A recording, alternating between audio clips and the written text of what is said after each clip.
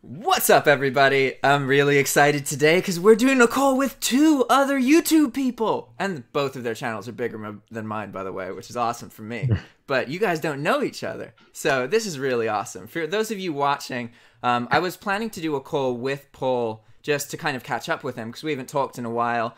And when I talked to him before, he'd gotten into the dropshipping thing, then had started distributing information, had a course, but he was still working a full-time job at the same time because he's crazy. I didn't understand that at all. But apparently now he doesn't do that anymore, and he's decided to leave. So I wanted to pick his brain and ask some questions about that. And I'm at Chris's house, so Chris wanted to be on the call as well. So we're just going to talk and see how it goes. Awesome. Let's get into it. Cool. So let's briefly, for those of us watching who either don't know Chris or don't know Paul, Paul, if you could just like quickly introduce yourself, and then we'll move on to Chris. Yeah, sure. What's up, guys? My name is Paul. Like Jack was, I'm an eBay dropshipper. I've been doing this for about 2 years now. I've been selling products on eBay, and then once someone buys them from me, I turn around and buy them from a supplier like Walmart, Amazon, Home Depot, ship them to the customers. Been doing that for 2 years. It's done a few $1 million in sales with that. And I've been teaching people how to do this since January of this year, 2018. And I have a course all about that. I have a YouTube channel about it. It's pretty much my whole life now. So that's what I've pretty much been up to for the last 2 years. That sounds scarily like my trajectory, except for I only sell physical products that I have on hand. I haven't really done any, done some digital products. I have some courses on how to sell on eBay, but I was more focused on trying to help people build $1,000 a week income with physical products that they go out and physically buy or set up wholesale or close out or liquidation, something on that style. But I am very interested because there's drop shippers who I haven't spent a lot of time with. And then also there are people who hunt deals. And it's similar, it's related, but not the same thing. So I feel like I want to learn these skills because as a guru or a person who talks around about this stuff online, I think that we are still in the first inning of retail dying. Like we're not there yet. Like, Toys R Us, I feel like was the first domino that fell, like a big landmark store, but it's getting harder and harder to compete with people who have zero overhead like us. Imagine drop shipping where you literally don't even have to touch the product. Or essentially I get the cherry pick. When a store goes out of business, I just pick the good stuff and the rest of the stuff they liquidate for pennies. But you can now get items 20, 30% below wholesale if you're playing the retail game that's dying. And on dropshipping, my mind is blown on how you guys have been able to operate like that. It's very cool. It's been really awesome seeing Chris's operation because I used to physically sell on eBay, and then I got into dropshipping after physically selling for like a year or two. But I was very casually physically selling. I would go out, try and find like a box of stuff. But Chris went out the other Saturday, and like he came back and his car was just filled. Like you could not put any more shoes or clothes into that car. And it only took him like 3 hours. I was just like, what? Like, it was so cool. Yeah, I have to admit something. I've actually never sold anything online that I've held in my hand before, besides selling back to Amazon a textbook that I bought one semester in college. But besides that, I've never gone to a garage sale, thrift store, liquidation, anything, and bought something and then flipped it online before.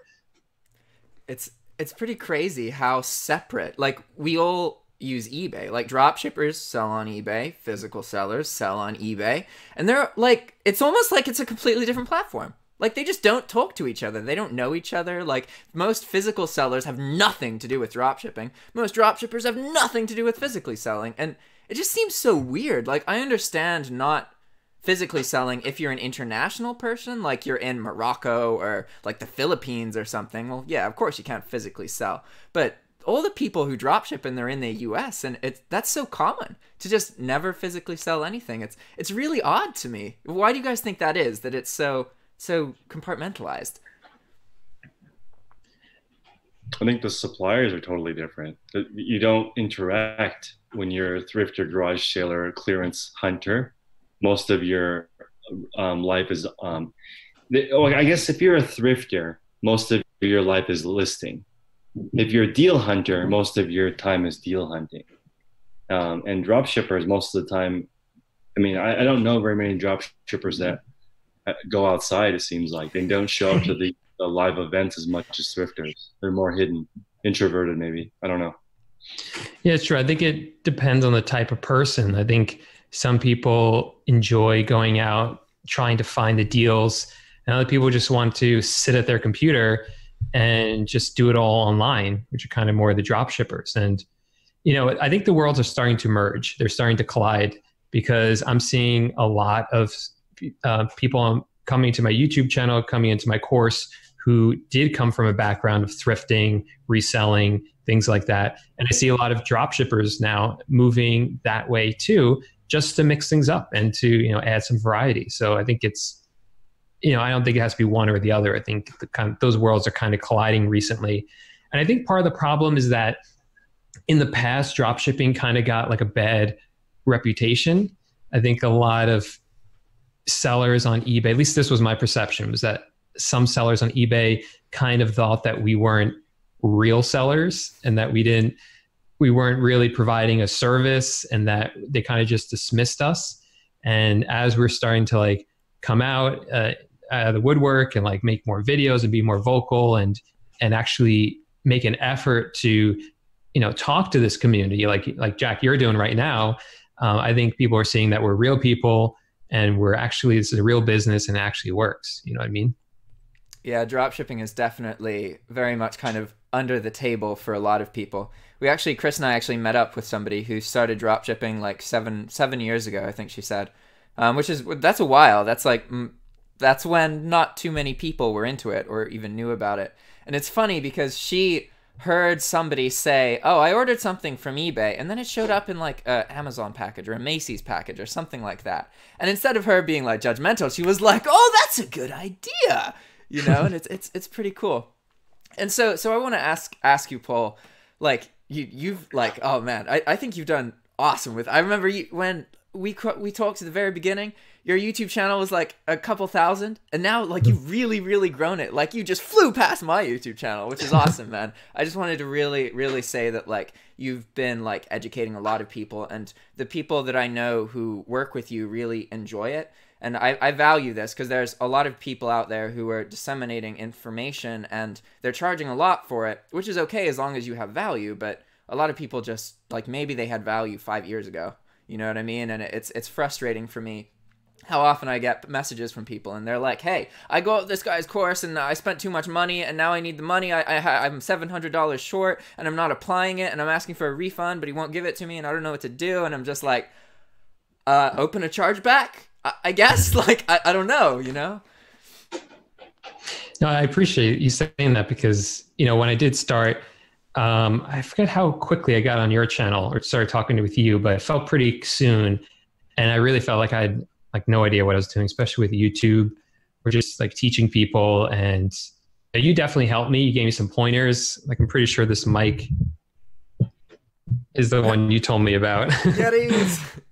Trying to put it down quietly so I don't blow everyone's ears out.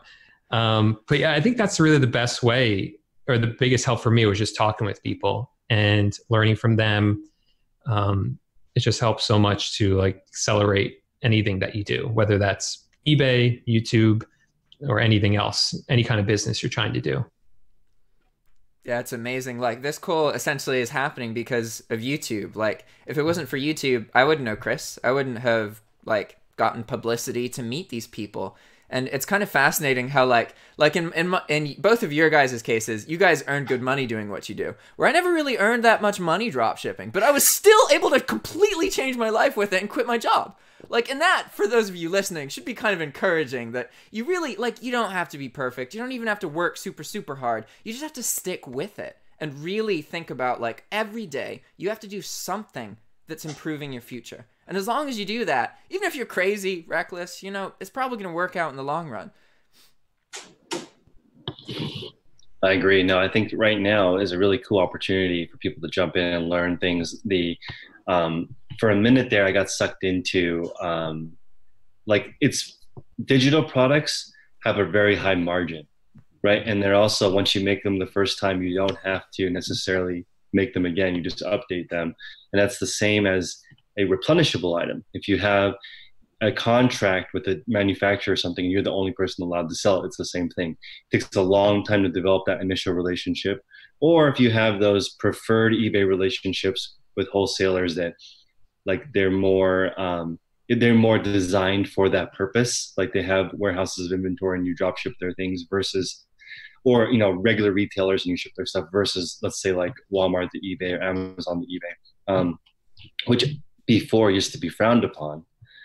I just think right now there's so much opportunity. If people put a little more work on the front end, they can get a heavier, like it's more passive in the future. And I think people need to balance right now. Let's make money. Let's flip these Black Friday monitors we bought for 100, for 200. That's great, but that's a very much, I don't know how to explain it, but it's just like very little upfront work. Mm-hmm. And versus, you know, but it's not replenishable, renewable. I think what Paul and I are definitely trying to do is help people build more of an income versus just a BOLO list, which is a very, very, very valuable because you can immediately earn money. But again, there's more to it than that. I think if you, since we both do this and earn significant income reselling, it's totally different because it gives people hope also that you could do it. You could quit your job, which is the first step. But then you could potentially raise a family. So I think that's people, everybody wants to skip from, okay, I learned about reselling to, okay, how do I do this for a living? And usually it takes a long time. For other occupations, it takes a while, but people expect immediate gratification. And especially with my course, I can see that the people who do the course multiple times versus the people who do the first pod and that's it, so dramatically different kinds of people. And yeah. So for some reference, guys, both Chris and Paul, they, at least, I don't know where you are. Are you still in New York, Paul? Yep, still in New York. Okay, so they both exist in areas that are really freaking expensive. Like, and both of them do this full time. So Paul drop ships, and that is where his income comes from. That is his job. And Christopher sells. I mean, Chris has done like so many things. Like, holy crap. But most of it right now is centered around resale, right? And I just want to throw this out there just to show you guys listening that you can make things work, even if you live in an area that is like New York or freaking California. Like, these two live in some of the most expensive places you can live in the United States. So if you're watching this and, you know, you're based in like a foreign country somewhere, like, because most drop shippers who are interested are overseas. Obviously, most resellers are in the US. But there are places that the cost of living is so much cheaper that, like, you have to work half as hard to get just as far. Like, it's crazy. Like even in my case in Wheeling, I pay like I pay $200 in rent, and like that's it. How much is your rent, Paul? I don't want to say now. It's over $2,000 a month that we're paying. It's like closer to 20. It's over 2,500 actually. So, and I could turn the camera around, and you could see the entire apartment just like that. Yeah, it's that small for New York City. So it's crazy. It's definitely crazy. But but it's New York City. I mean, there's no place in the world like it. And I'm sure like there'll be a time I want to get out of here, but it's just amazing, amazing place to live. So I just feel lucky I can live here.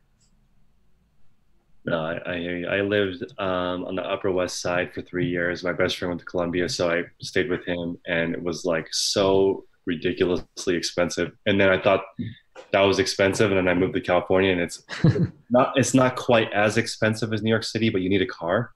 So it was like just as expensive after the car. And then there's something to be said though, because I was talking to Jack about this, and you can location hack, especially with drop shipping, right? You could live in a cheaper area and potentially have the same access to the same products. But where I live and where Paul lives, there's a lot of opportunities more than just just there's so many things to buy because there's so many people, right? All of the things we hear. So if you were a drop shipper here and you had access to all these millions of warehouses and distributors and suppliers, you can meet them here. If somehow you could outsource the holding the product, you can still do it in a big city. And I think that's something that people forget too, because, you know, even though it doesn't make financial sense to try to jump in the reselling in a metro area, that's still only the people who sign up for my things. Like, and they have to immediately start, okay, I need to make $10,000 a month right now. I have to go from zero to this to survive here. And that's most of my clientele versus people who are like, how do I get by? I don't have any of those type of people, really. Not very many. There's also way more access to products to resell in an urban area. And you can tell that even if whether you're like thrifting or buying returned goods, whatever it is, there's just more people in a city. Like, for example, like how many people are in this area, Chris? I remember you said the other day. 9 million. That's insane. Within a couple hours, yeah. In Wheeling, there's 27,000 people. like there's only so many of those people buying, you know, it's just there's just less product there. And it is interesting how location kind of matters with that. And also it impacts like the kind of people you can have relationships with. Like, for instance, I had a meetup a couple of months ago, and I didn't make like a big deal of it. I just say like anyone who wants to come can come. We had like over 30 people come, and that's because it was in New York City. If I had done it in Wheeling, there would have probably been Jack there and me, and that's it, you know? And, you know, my course is on a platform called Teachable, and their headquarters in New York City. And I go there all the time because they have all these like meetings. They have these free presentations there. Get to network with people there. There's always events going on to meet other entrepreneurs around here. So many YouTubers in New York City. YouTube has a space here in New York City, which I still have to get to, but you know, I'm allowed in there now that I hit a certain number of subscribers. So, you know, just potential like opportunities like that, which you don't get in other parts. Plus, you know, my family's close by, and that's obviously really important too. You don't want to move too far from them. For some people, that's more important, but for me, it's really important. What was it like to meet your first YouTube subscriber in person? Or was it a course student? Like, what was that event like? Because for me, I was like, they were just a number. And then I saw a real one, and I was like, whoa, holy crap. This is crazy. Well, my first kind of experience like that was over the summer, I think it was. I went to Austin, Texas to speak at a conference there called the Green Room. That's the name of the group. And I spoke there, and no one there was really a subscriber already, maybe like one or two. It was like a small event. But it was my first time really interacting with other people who were doing anything on eBay, because I was still working a job then. So I didn't have time to meet anybody. So that alone was just like wild kind of experience. And then when I had the meetup, everyone there knew me and I didn't know them. And that was the weird part to me, is that they like knew me and they were talking to me like they were my friends. And I felt like I was their friend, but I also felt like I didn't know them. It was just surreal experience, but really, really cool to meet everyone. What about you, Chris? I have been fortunate. I probably met 2,000 resellers in person. Just from, I hosted an event. I go to when I first started, I didn't know how to do this. So I flew, when I heard Jason T. Smith is the thrift god, I was like, okay, I'm going to get on a plane and go meet this guy and figure out what it is. And he's constantly surrounded by resellers, and he has a 28,000 person, I think maybe it's more, 30,000 plus Facebook group. And it is crazy because people listen to you in the shower. They listen to you when they're going on a walk. Like, they know everything about you. They watch you on the big screen. Like, their kids know you. Like, that was the weirdest thing, was when a little girl was like, my parents don't listen to what you say. Like, and because kids are more in the YouTube than their parents, for sure. And I always talk about having different areas to do things. And this kid was like, my parents do everything in the same area and it doesn't work. It's too messy. And I was like, this is insane. But kids are smart. Like, I heard a few 8-year-old. There's been definitely people who are that are like in elementary school that watch our videos. That's the part that's like insane. I did an interview with a 14-year-old reseller, and she's like, I'm going to comfortably be able to buy my own car. And I'm like, that doesn't make sense. Right? I know. And she's like, she literally said, I go home, I do my homework first, then list 10 items, and then I go do kid stuff. And I was like, how do you even, like, she differentiates adult stuff from kid stuff, which is her eBay store is and her goal, because her parents, who are amazing, said that they only want her to do it. Like if she can earn $1 profit, they consider that an amazing success. And they're like, all you have to do is like it, because if you like it, you'll do it longer. And then, so they're creating an environment where she doesn't feel bad if she sells something and doesn't make money. And that's not normal. So many people give up, especially drop shipping. If you accidentally buy something incorrectly, you can easily get discouraged. So I would say that's my favorite part of the community, is when you screw up, people are there to say like, that happens to all of us, and let's just keep going together. It's fun meeting other resellers. Yeah, it's just amazing the value that comes from in-person interaction. And I think that's kind of what makes the internet so inherently amazing, is that like what you were just talking about, Paul, how like people knew you but you didn't know them. Like it's really advantageous to be in a position where people can know you really well, because then they can trust you. They can know you, and they can know that if you say something, you mean it. They don't have to, like, one of the problems I had in my life before my YouTube channel is that people would project like bad things onto me just because they'd met bad people in the past and they were judging me, and they think that I was like that. But now I have a freaking YouTube channel. So anybody who's like interested in getting to know me or thinks that I'm sketchy or whatever, they just watch my videos. They know exactly who I am. Like, they don't have to interact with me in person to get to that point. And there's so many ways in my life that has just like, it's gotten me. I got a room to rent because I ran an eBay store and I had YouTube videos about it, and the landlord sold stuff on eBay. It was like, he didn't even like, barely even like, he did a background check as a formality, but he was like, dude, this is set. This is awesome. I like you. Let's make this work. And it was like, holy crap. Like, I never thought that I would get a place to live because of like drop shipping on eBay and making YouTube videos about it. Like, what? That is really funny. So like, how do you feel like in what other ways has it really like changed you then, besides just that? Like, do you think it's changed like who you are? Oh yeah, absolutely. Like, I was never able to really apply myself and challenge myself I'm really young, but when I was even younger, that was always kind of a struggle. I didn't feel interested in things. And I find that making videos, like, I won't know how to do it and I'll learn how to do it so I can make a good video. And it's like, it's crazy. Like, it's just like, I felt like there was this big hole in my life before YouTube, and now it's just so much more fulfilling. Like, if I'm depressed, it's because I'm not making YouTube videos. As long as I make YouTube videos, I feel like my life has more meaning. And for me, like, I know that in the future, like if I ever have kids or anything and I die, like my dad died with me, they could get to know all of this crap. They could learn about drop shipping. They could learn about all the crazy crap I did, the mistakes I made. They could learn about my emotions, even though I'm dead. Like, that's insane to me. That is literally impossible for most of like human history. And it's just because of making YouTube videos. Yeah, it's pretty wild when you think about it like that, how timeless it is, how it's just like a time capsule almost of who you are. It's pretty cool. Have you changed much since you started your channel?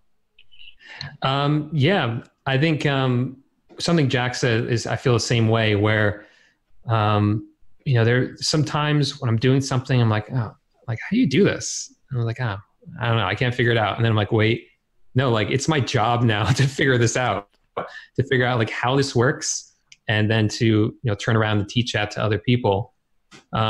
So yeah, I definitely agree with Jack on that one, but just in general, like, yeah, YouTube has just completely changed my life. Just being able to connect with people, like it's the way that I tell people about, drop shipping. And I think I would just feel, I think even though drop shipping was working for me, I don't know if I think I would have went kind of insane and felt kind of lonely if I was doing it all by myself. And YouTube just allowed me to connect with other people, people who are new, people who are successful, and the community around it is really what keeps me going and makes it like worth it more than the money, more than anything else. If that makes sense. So what's it been like? Because you were working like a full-time job and doing the eBay stuff and like working with VAs and teaching people. So at one point I remember talking to you and you were like, you seemed pretty confident that you weren't going to leave your job. And then the next time I talked to you, you're like, yeah, I quit. So what happened there? Like, can you tell us what that experience was like? Yeah. So, for the longest time, I just felt like it was working. I was doing everything. I was working the job, running multiple eBay accounts. I started an Amazon account, doing YouTube, doing the course. And I was like, wow, it's a lot, but I'm doing it. Like, it's working. And then one day I realized that it really wasn't working. Like, my life didn't exist. And I was working all the time for other people, and which is great. Like, I love doing it, but it was not sustainable. Right. And it got to the point where I didn't need to be working the job 9 to 5. And my heart just wasn't in it anymore because I was so looking forward to making videos, to getting on eBay and learning new things and growing my store. And so that's when I kind of realized that I shouldn't stay there any longer. So that's when I left. And the ironic thing was that when I left, I went a little bit insane.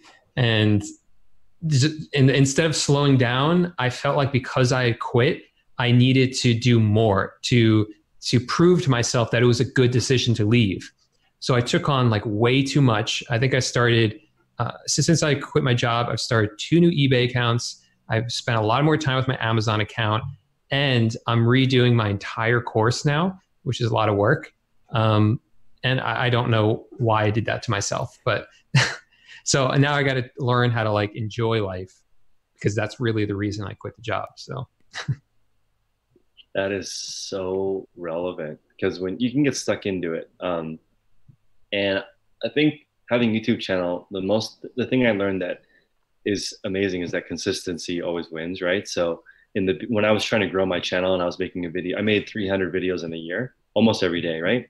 Wow. And that when it was consistent, that everything was consistent, and then you don't have time for yourself at all. Like there is no separation between anything. And I'm lucky because my significant other, we have 3 scheduled dates a week that have no cell phone allowed.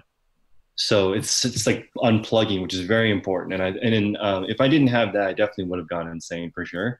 But I still didn't learn how to take a break until maybe the last couple months, because I like to help people. And so if I make any type of tutorial video, there will be tons of questions. It's very difficult to respond to all of them. But then you have to figure out a way to balance it. And also locally here, YouTube has lots of events, and Patreon is here. And one thing that, and I earn significant income on Patreon also. I think it's interesting. If you go back to back in the day when people created things, they were sponsored by rich people, right? You were an artist because somebody took you in and you would draw something for people. You would make things for people. It's very time consuming to create things for other people. And usually you don't earn a lot. So I think it's cool now that there are programs like on YouTube, we earn 70%, Google takes 30, Patreon's more like 90-10. And there's a different tools. And eventually it's, in theory, someone could just Venmo you cash directly and you could earn the exact amount that someone sends you. The whole future is like, you can crowdfund your life. And I think that's a very interesting thing, when before you needed one big sponsor. And people still do that now. They look for a sponsor, a talented filmographer will look for somebody, but you can now crowdfund it. And a musician with 1,000 fans can make a 6-figure income. I'm just so happy that these things exist, because there's so many creators that couldn't do it before. Yeah, it's pretty amazing. I don't know. I'm not a gamer at all, but read sometimes what the gamers are doing, because like they really know how to, build community, how to live stream, and how to, make money from it. Like, I don't know if you know Fortnite, this guy Ninja, and he just makes an insane amount of money every time he does a live stream. It's just amazing. I think he makes, I don't know if it's true, but I think I remember hearing he makes like $500,000 like a week or something like that, just from live streaming. And that's just from people sending him money for saying like, we like what you're watching. Here's like a super chat or whatever they call it when they're doing that. It's just, it's really, really cool that they do that. That's a whole big scene on Twitch. And it's insane because on one hand, it's really competitive. Everybody wants to make money playing video games, at least of people who play video games. Like, why not? You know what I mean? And honestly, as somebody who used to stream myself, and I get paychecks from Nintendo that are like a penny a month. So just to give you some reference, didn't really ever earn much money from that at all. But I did make loads and loads and loads of videos. And I can tell you that like playing a video game is one thing, but it becomes a bit depressing as you get older, just because as a young person, it's much easier to get immersed into the world and be completely submersed and amazed by them. But as you get older, you start wanting more. You want more social interactions and these kind of things. And streaming is really fascinating because it effectively allows you to have social interaction while you're playing a single-player video game. The difference between playing a video game alone and playing a video game and knowing that 100 people are watching you, seeing what you're doing, is insane. It's like you're not alone, even though you're sitting there alone playing a video game. And it's absolutely insane. But I think that this would be a good point for Chris to explain how his mastermind group works, because this is actually how Chris and I interact, and like how we got to know each other, and why like essentially I'm here now is because of the mastermind group that he hosts. And it's something that's really inspired me because I want to do something similar, but I got to figure out how I can do it in a way where people aren't trying to have me show them dropshipping, and they're trying to just like improve themselves. And maybe dropshipping is one of the things that they work on. But I really like the format that Chris used, and I think it'd be cool for if Paul, you hear Chris explain it. Well, I like courses because it's sort of like one and done, but a lot of people weren't improving. So when I first started, people would get an accountability document or something, and it would just not really work. So I figured, let's create a group where each week you make continuous progress. I changed my name from 10K on the Bay, which is only eBay, to Daily Refinement. And I wanted people to just improve each week or each day and show up each week, share your issues. And it doesn't make sense to join a mastermind group if you don't mention what's not working, because that's the best part. Because beginners teach it. Veterans are just beginners, or just beginners with better habits. It's really not that much different. From whenever I meet someone who's doing really well at something, they feel like they don't know anything. And that's what you learn as you continue to do things. You realize how little you know. So it's just a beginner's mindset. So when people are bringing up ideas like, okay, I'm struggling with my photography setup, and they bring up something, it can trigger someone who's been doing eBay for 10 years, a different way of doing something. So the group is designed to keep you in line and give you a safe place to talk about things that aren't working. Because, like, I'll give you an example. If you post a beginner question in an Amazon forum, you'll basically be eaten alive. People will be like, you should just go kill yourself if you can't even figure out how to print this label. And it's like, that's how ruthless it is. It's not friendly, right? And so I'm like, that's not a healthy, that was my experience. Every time I was asking a question, people were like, just figure it out. I was like, okay, that's fair. And I was like, can I just pay someone to show me how to put together a box? One FBA shipment. And people are like, no, if you can't figure that out, then you don't deserve to breathe. And I'm like, what? How can it be so negative? But it's reselling. I think that a lot of people were anti-reselling because of the it's sort of like you're taking advantage of the system type of thinking, and that's no longer becoming a thing. When people, it turns from you're making money that way to how can I do it? It quickly changes when people realize that it's a service that you're providing. We're essentially selling products like we're what's it called? Arbitraging demand. There's nothing wrong with it. I think that I actually still think we're on the negative side. we've come a long way as resellers, but we're nowhere near the, like, if you open a brick and mortar and sell pizza for $10, it costs you $1. That's fine, right? But if you online buy it for $1 and sell for $1.10, then you're taking advantage of people. So it's kind of like a fuzzy world, but I think we're moving more towards it being okay to earn income online. Yeah, I think what people don't realize is that this has been around for like a long time, different forms of arbitrage, but the internet has made it so transparent that now people see what we were doing and they're like, oh, and now they feel, that's why they have a problem with it now, or when, more recently, because they were able to see it.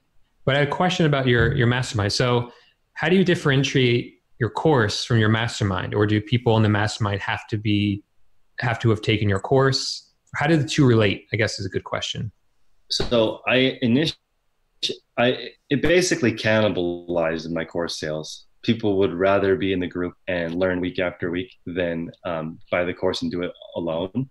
And so I've been able to, I'm a big fan of recurring revenue.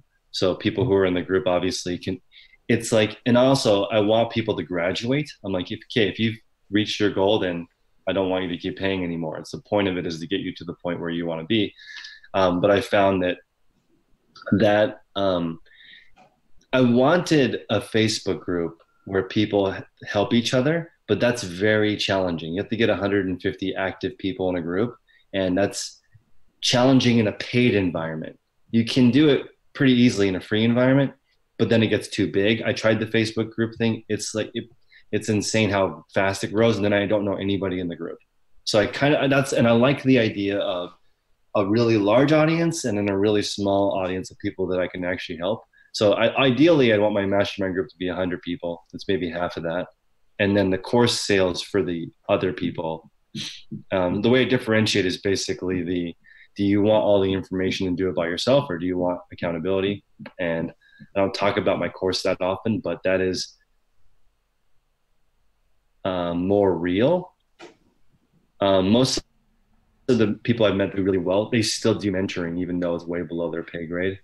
It's because they like it. So I don't know how to balance that. And then also, it's very humbling because in my group, I'm not the top reseller. And as soon as I announced Mastermind, like 5 people who do over 50,000 a month signed up.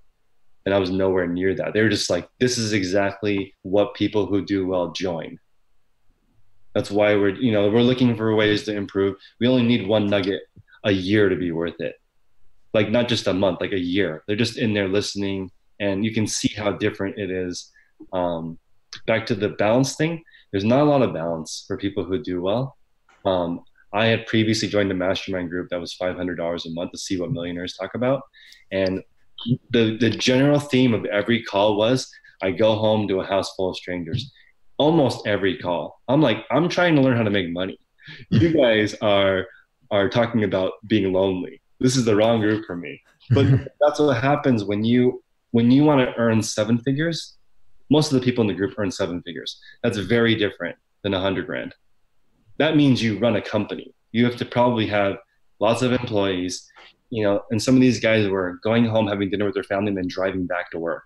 I'm like, that's insane. How do you, and they have kids, they have families, but the stress of impacting that many people, I mean, that is just, one gentleman had 150 employees that earned 50,000 or more. Can you imagine like what kind of income you're bringing in to be able to afford? Basically, you're supporting 150 people, right? And at this point, I mean, obviously he earns way more than he needs, right? There's just when you do that, but it's just those 150 people are providing probably tens of thousands of people some kind of service or product. So I can't imagine, but that balance thing, it goes away as you grow. It's odd. That's it's definitely a struggle. Sorry, Jack, go ahead. That's something that I've noticed about, because I really like going out and meeting people in person. That's like I want to make that my thing, where I just help people talk and have a lot of calls like this, using my YouTube channel as just kind of an excuse to get people to interact. Because these videos where multiple people are talking, they just do better. And it's easier to make a longer video with multiple people talking, and you get so much out of it. And for me, it's a way to share the information that I'm getting because of the YouTube channel with my YouTube audience. And sorry, I completely lost track of this here. No, The struggle. Jack, I think you are very altruistic, like the way that you handle yourself. And when you're like, because when I see how you interact, I can see how that conflicts with making money. When I look at it, right? I'm just like, spending time meeting singular people is never worth your time monetarily, right? You're trying to create things that help more than one person at a time, but it's also so sterile, making stuff that you have no idea, you know, like it's just out there and you don't know anybody. It's like I actually need people like you in my life, Jack, that are more grounded and more like, let's have dinner and talk versus, let's have, you know, an online meetup and, you know, have all these people that don't know each other. You have a single serving friend that you can't rely on. You don't know their last name. Like, oh, you're Paul from the chat. You get like a, you know, a tiny hit, but then it's gone. So I don't know. That's definitely a lot of people who find income definitely lack balance in their life. And that's something that I've always been very gung-ho about, setting up my life in a way that as I earn more money, it doesn't take over my life. Because for me, the whole point was have as much flexibility as possible so that if I want to vanish for 2 weeks and go visit somebody, I always can. And if I want, like, if somebody I really, really, really care about, like they're somebody they love dies or something, I can be there for them in a way that most people just cannot, because they have so much other stuff going on. And I find that my general happiness is just like, I'm almost always happy because I'm able to feel like I contribute to the people around me because of this flexibility and this value of free time. And I find that that kind of enthusiasm is really rare, and it puts me in a position where, like, I can just kind of do anything that I want and be enthusiastic, and then I don't get rich or anything, but over time I can earn more and more money doing that. And it very much, I'm bringing this up because I want those of you listening to understand that it really isn't all about money. Money is what it's about when you're still struggling, but that changes, and it can be very hard to imagine what it's like when you don't have financial problems anymore. But what people tend to do is they just keep scaling up their goals and their financial stuff. They get bigger houses, bigger cars, and ultimately people kill themselves. They're depressed. There's a lot of unhappiness and hardship in the world simply because people focus on the wrong things. And if you focus on money instead of people, like, yeah, maybe you can find a more enriching life, but you often find that you get there and then you don't feel satisfied. And that was kind of the whole point of getting there, right? So it's something that I feel that is really important to focus and bring up, because a lot of people don't talk about that. They don't talk about the struggles of, like, how are you supposed to complain about earning more money? You know, like, like people aren't going to listen to that. They're going to be like, just first world problems. But I think I completely agree with you on that. I remember maybe about like 10 years ago when, like, YouTube, when I first discovered YouTube, like, I was thinking, like, wow, like, imagine if I, like, did YouTube for a living. Like, that'd be the best life ever. Then I forgot about it, and now, like, here I am. Like, you know, YouTube is a huge part of what I do. It's part of, like, my business, so to speak. And I remember this summer when I was working the job, doing all this stuff and doing YouTube, and just feeling one day like, I just don't want to make a video today, but I have to because it's Thursday and I always make a video on Thursday. And luckily quitting the job helped a lot with that. But at the time I was just like, here I am complaining about it, and people would kill to have, I think I had like 10,000 or 15,000 subscribers at the time, and people would kill for that. I used to be I would kill for that in the past. And so, like, it's, you know, how can you complain about stuff like that? But, you know, we all have our problems, right? That doesn't mean, you know, that's a less of a problem, right? So the focus on people is hard because the promise in America is that when you earn more money, you have more time. Right? That's what they teach you. That's what I thought, right? You earn a bunch of money and then you're done, right? And that's cute, but, like, it takes a lot of effort to earn a lot of money to not have to work anymore. And most people, they never even get there, right? They die trying to get to this. They don't enjoy it. They don't take the mini vacations along the way. They don't meet the people. And if you can, like, if you like, I see this as amazing because Jack definitely optimizes his life for time. But like, if you have 5 friends that would give an organ to you, that's pretty awesome. And I'm not there. So I would almost rather have that type of kinship than money. But I'm not programmed that way. I'm programmed to earn money, and that equals time. I'm trying to maybe back up a little bit, but that's how I was raised. Like, it just seems like that seems logical to me, even though direct connection is free, right? For the most part, it's free. Doing something to build that relationship doesn't cost money either. It's like, hey, how's it going? You know, what's your current challenges? That's free and the best part of life, but it's not Instagrammable. like your Ferrari, you know what I mean? People want that, like, you know, I post something really positive on Instagram, the reaction is totally different than something expensive. It's just where we are. People like numbers, and it's crazy. I think that's just a frustrating fact of humanity. Like, people prefer to complain than they do to fix their problems. And it's like nobody says that, but the reality is, like, choosing not to complain means admitting that you're not doing everything that you can to make your life good, and to some degree taking fault for the condition that you're currently in.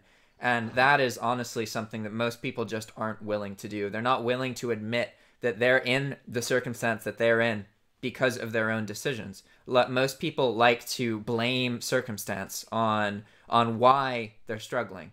They're struggling because their mom did this to them, their dad did this to them, their boyfriend dumped them, their girlfriend, whatever, you know what I mean? And the reality is, like, the world's going to shit on you. It's going to do some horrible, horrible things to you. And it's going to do mortifying things to other people.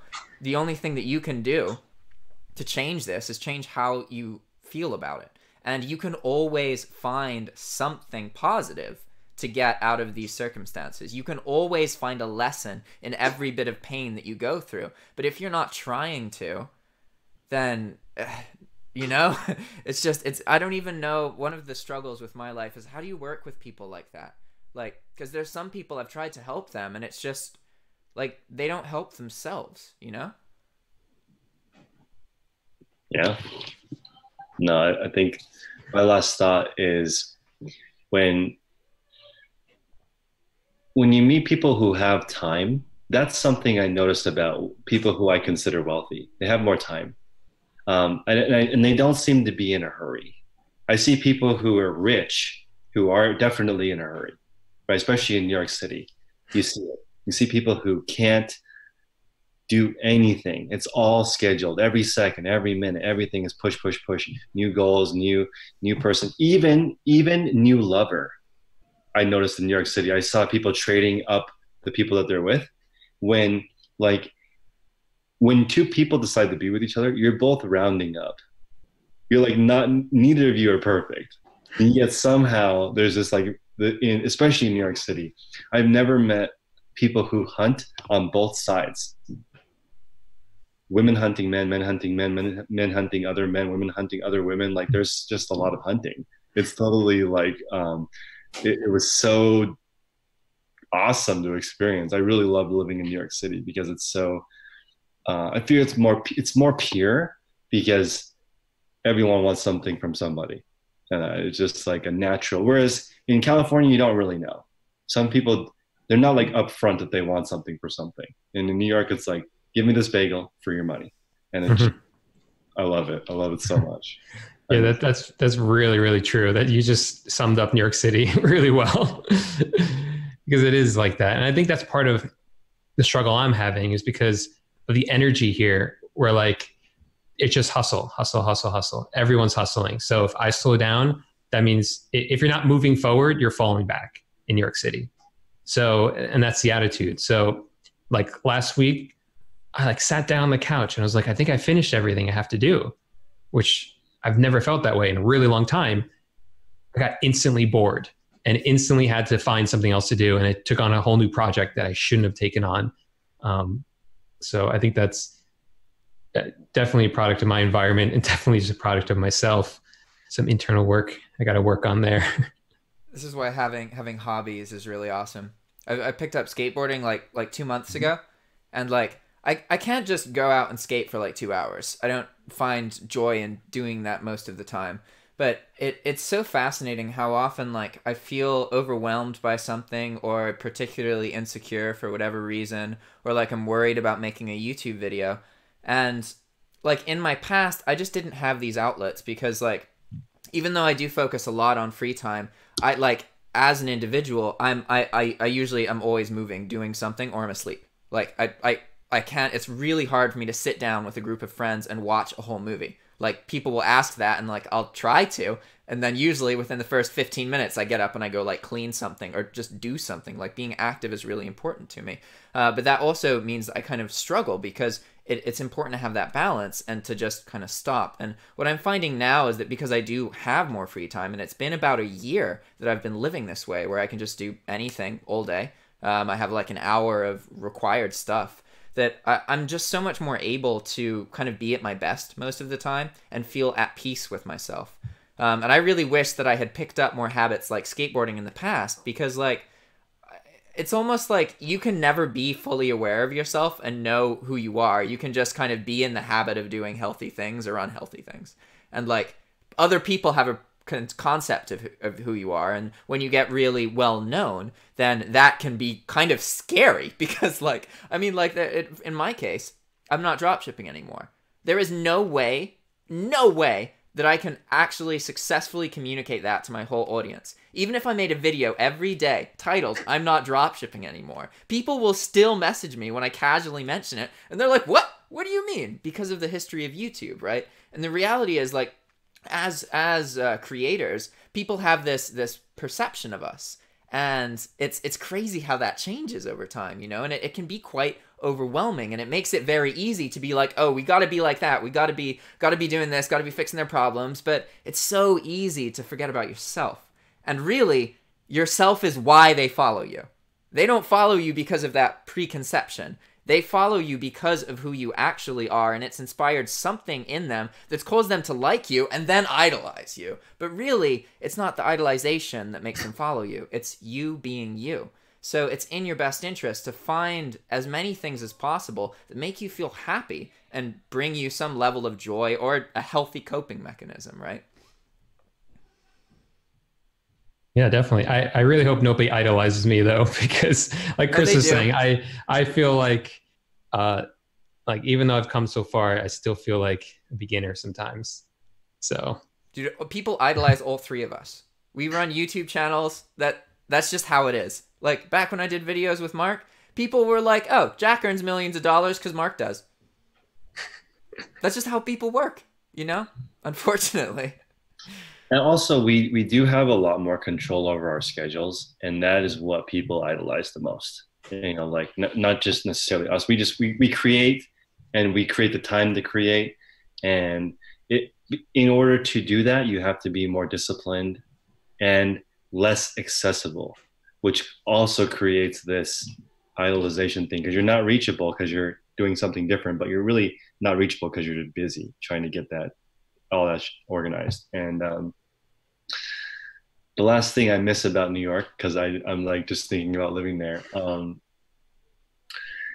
I feel like very much everywhere but New York City, even here in Silicon Valley, when people, they're not as interested in what you do as what you are doing. So as an example, what do you do? I'm an attorney, right? Then people will follow up with saying, doing what? Like that's not a good enough answer that you're an attorney, right? Mm-hmm. Here, that is a good enough answer. Oh, you're an engineer, great, right? This doesn't, like, engineering something has to be the next question, and that's why you feel bored. When I was there, every time I tried something, if I completed it, then I was nothing. You just disappear. You have to be working on something so someone can see. You have to be doing. There's no human being there. It's all human doing. And I just miss it. I miss that because I feel like it's pure, but it's also kind of not real. But I feel like it's just easier to understand. Yeah, it is. It is completely insane, but it is something easy to understand. Like when someone asks you, how are you doing? best response you can give in New York is, I'm busy. That means you're doing good in New York. Right. Exactly. That's true. So before we finish things up here, I'm curious if both of you could share, like, what do you have going on in the future? Like, we're about to hit the end of 2017 or 2018. Wow. So at the beginning of 2019 or next year, like, Paul, you just left your job. You got a whole infinite world what are you going to do with it? You know, and same with you, Chris. Like, what do you guys have planned? So I do everything in like 3-month chunks. So I'm reaching the end of my 3 months. So December 1st is when I decide what to do for the next 3 months.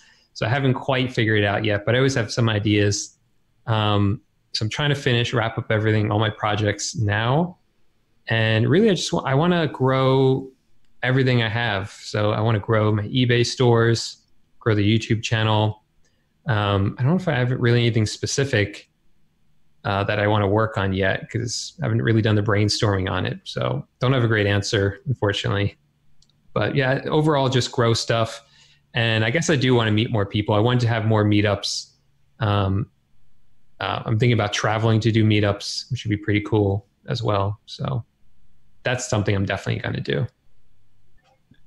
I'm on that same wavelength. I did Warren Buffett's exercise where you write down the 25 things that you want to do, and then you do the 5 things, and the other 20 things you write things that to stay as far away from as possible. So, like, for example, I would love to vlog, but it's so time consuming, right? So I have to say no, but I would like to do that. But I'm going to say no because there's 5 things I really want to focus on, which are my health, number 1, because I want to live longer. So I'm very interested in that. The next thing is community building. So even though my mastermind group doesn't earn that much money compared to courses or something, I like having the group of people that it's like a board to bounce ideas off of. And then reselling, I want to continue to grow. And then finally, YouTube, I want to grow with a little, I'm okay with spending a little bit more time on my content and not putting out as much content. So a little bit higher quality, not necessarily like production, but just more outlines, more research. I want to have more worksheets that people can take action on it. I want to have better ways of receiving questions instead of just the fire hydrant. I want to be like, this is the best way. So I have a discourse group that's like a forum. I'm still learning how to use it, but I want people to ask their questions so many people can answer and learn. So community, health, YouTube, and reselling, and that's pretty much it. I don't have much time to do other stuff, and I'm okay with that. But I used to not be okay. Used to be like everything eventually, but now I'm okay with just saying maybe never on stuff like that. It's really valuable to be able to think that way, for sure. All right, guys, it was really awesome. This was great. I hope we can do more of this kind of stuff in the future. So if any of you listening want to subscribe to either of their 2 channels, I know this video in particular is on my channel. Chris is going to have one on his. So if you're on my channel, you can look in the description and see the links to Chris's channel, which is Daily Refinement, and Paul Lipsky's channel, which is Paul Lipsky. All right. See you guys. See you guys. Ciao. Bye-bye.